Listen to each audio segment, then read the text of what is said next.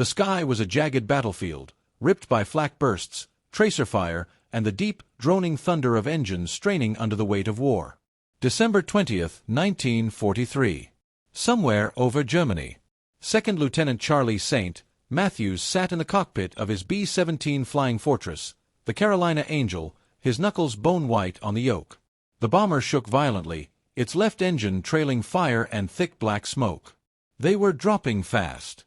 "Pilot, this is tail gun, Jerry's coming in hot. We've got a Bf-109 closing at 6 o'clock low." Charlie didn't answer. He already knew. In the glass of the cockpit canopy, the sleek gray shape of the Messerschmitt was cutting upward like a knife through paper. Alone. Fast. Deadly. Beside him, his co-pilot, Hank Holler-Davis, was slumped forward, blood soaking his oxygen mask. Charlie's heart twisted. They'd been friends since flight school. "God damn it, Hank, stay with me." The intercom crackled. Waist gunners hit bad. Oxygen low. "I don't think we're gonna make it back, Saint." Charlie's jaw clenched. They were crippled, out of formation, 2 engines gone, most guns silent, altitude bleeding like an open wound. The B-17 was a fortress no more. The Messerschmitt crept closer. On the other side, Oberleutnant Franz Stigler adjusted the trim of his Bf-109, his eyes narrowing behind his goggles. He had 17 kills under his belt and a deep, hollow weariness in his gut. This war, he thought, used to mean something. Now it was just slaughter. He spotted the B-17, scarred, limping, practically defenseless. He had the element of surprise. One burst, and it would fall like a broken bird. Easy kill. Promotion. Glory.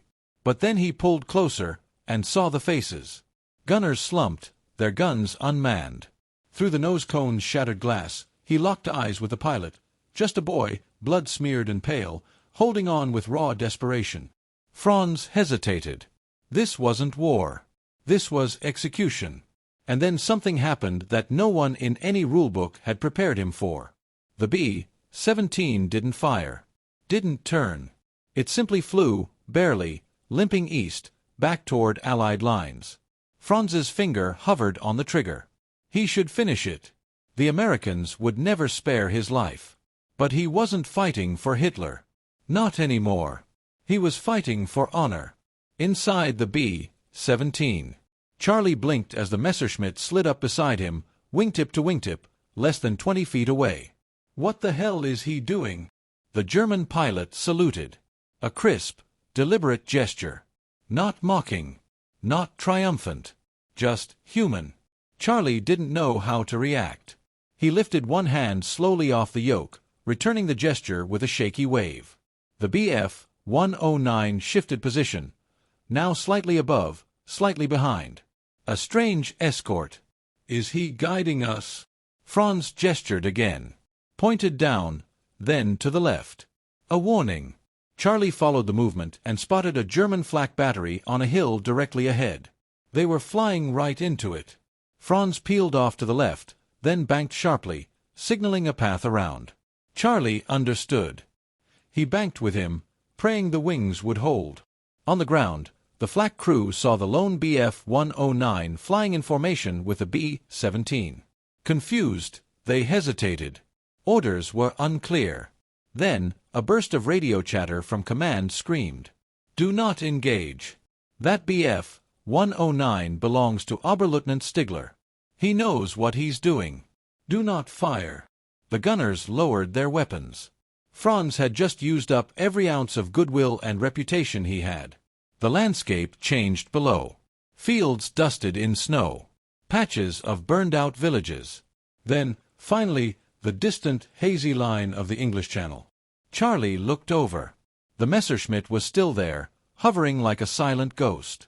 The B-17 was barely holding altitude, its right wing dipping dangerously. Fuel was nearly gone. Franz knew this was it. He couldn't cross into enemy airspace. If the RAF spotted him, they'd shoot without question. He throttled back, leveled his wings, and gave one last salute. Charlie, still in disbelief, returned it. Then, like a shadow, the Bf-109 vanished into a cloud bank, gone. Charlie and his remaining crew crash-landed on a British airfield. The bomber came to rest in a sputter of sparks and smoke. The crew spilled out, alive, bleeding, dazed. "What happened?" a British officer asked, eyes wide.